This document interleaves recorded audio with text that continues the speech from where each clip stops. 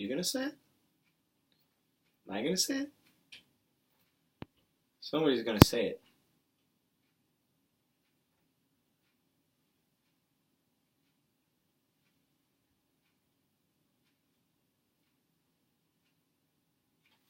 Ship Pearl and the Mystery Girl! Oh, we've got a Ship Pearl and the Mystery Girl! Oh, we've got a Ship Pearl and the Mystery Girl!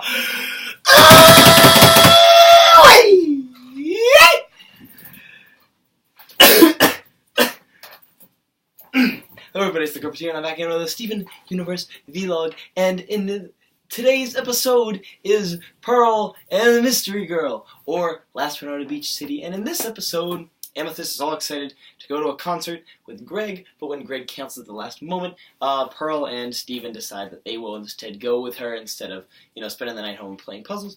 And, Steven's sort of like, Pearl, what are you doing? You're not too rebellious, but, Pearl being one of the original one of the original people in the rebellion from the homeworlds is obviously, as she says, a rebel for, 600 years now. So, yeah, there you have it. She reinvents her look. She gets one of those, she puts her collar up, which I'm going to do because I'm super duper cool, and I don't look like Daffy Duck or someone who's about to get a haircut with that. Wow, is it really white underneath? That's weird.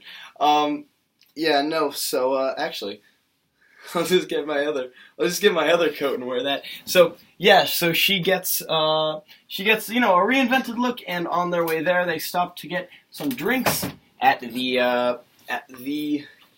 Big Donut, but on their way there, she runs into this mysterious lady who has hair just like Rose Quartz did, and she just doesn't know how.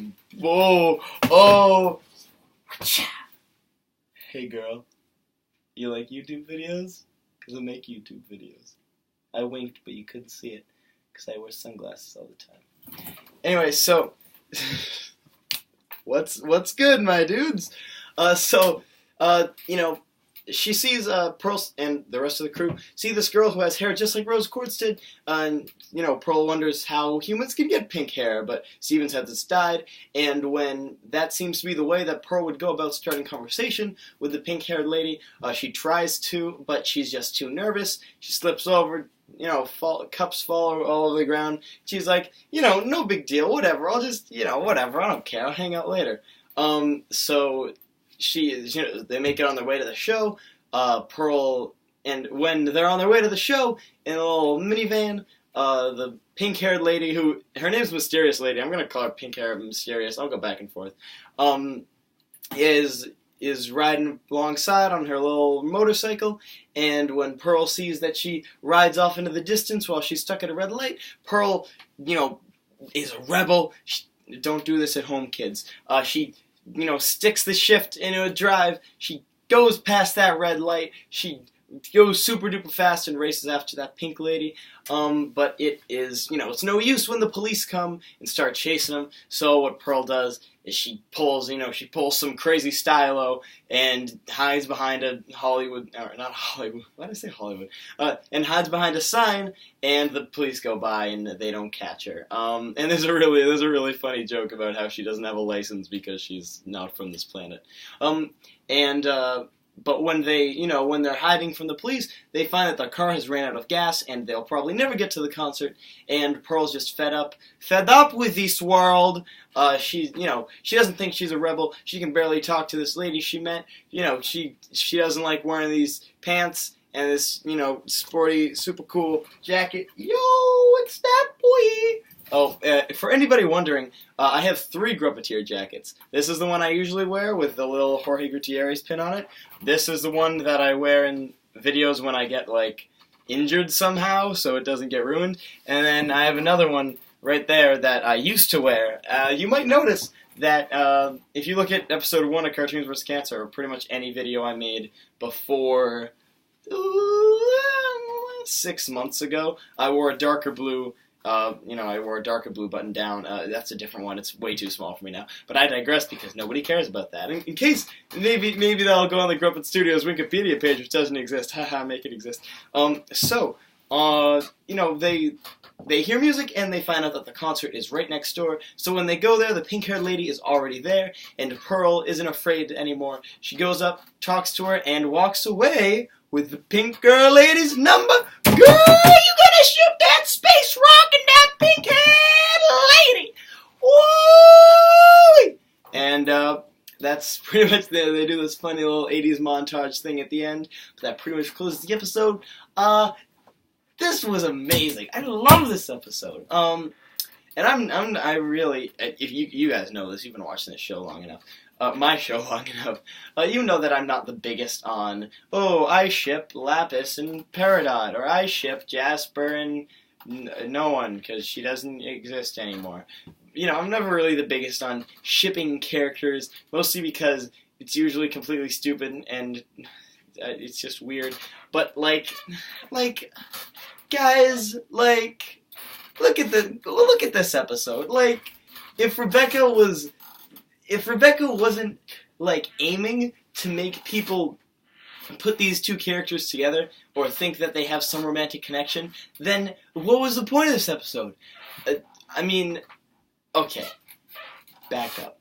Before I get into any of that, I thought the episode was great. What I really, really, really found it sort of a metaphor of, which I'll say this before I get into my point about shipping characters, is, we see in Mr. Greg, Pearl's trying to move on, and we haven't really had too many Pearl-centric episodes since then, but now that we do, we see her moving on. She's trying to reinvent herself. While it's not exactly, the Pearl we know, and she doesn't think it's a fit for her, she still has that effort to reinvent herself, and try to get over Rose, sort of. The girl has pink hair just like Rose, and obviously, let's get deep into the relationship thing here.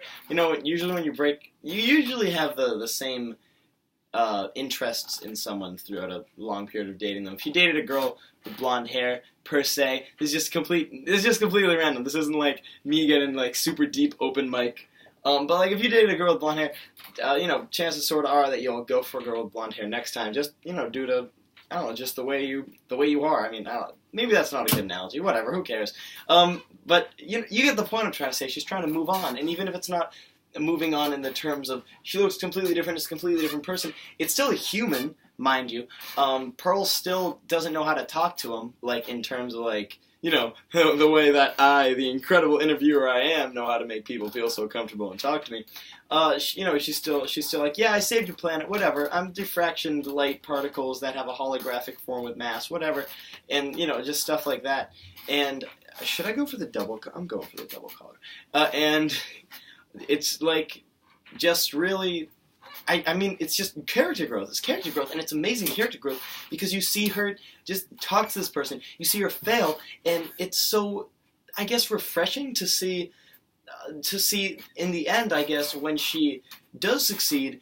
But it's even more refreshing to see a character who we know is a little miss by the books do something that isn't exactly by the books and not exactly stick with it, but know the consequences of it, understand what she does and doesn't feel comfortable with in doing it, and use that to form relationships with other people.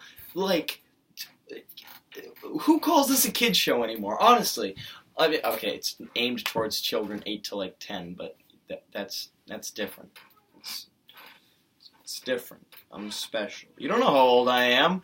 Anyway, but that's I just love that they do that. But what a great character growth. I'm at a loss for words. This episode is outstanding. Every second of it. There's moments in this episode that made me laugh harder than any joke I've ever seen in Steven Universe. That joke where Pearl is trying to open up the soda can. Okay, here's a fun fact about the Grubbeteer. I've never drank soda or juice or anything. I've just and not even in terms of drank it, I was like, oh, gross. The only drinks that I've ever drank that don't include water are milk, chocolate milk, milkshake, tea.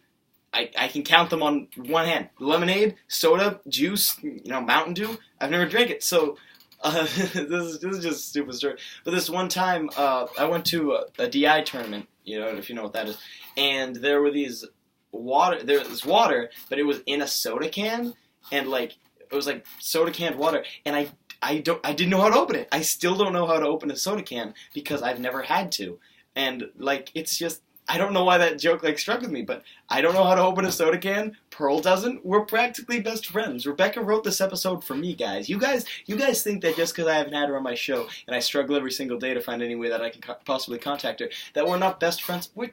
Dude, I got the homie hookup, all right, with Rebecca. It's pretty cool. But I mean, I just like every part of this episode is just so well put together. I mean, it starts off. It doesn't even start off that slow.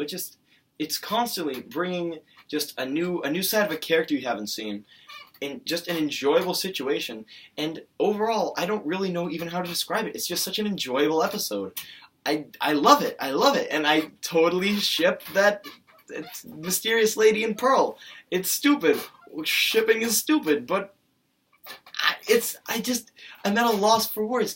This is such an amazing episode, and I think what makes it so amazing, honestly, is I can't, off the top of my head, because you guys know I do these vlogs, the second I watch the episode, and then I'll literally turn around and turn my camera on because I watch it over there.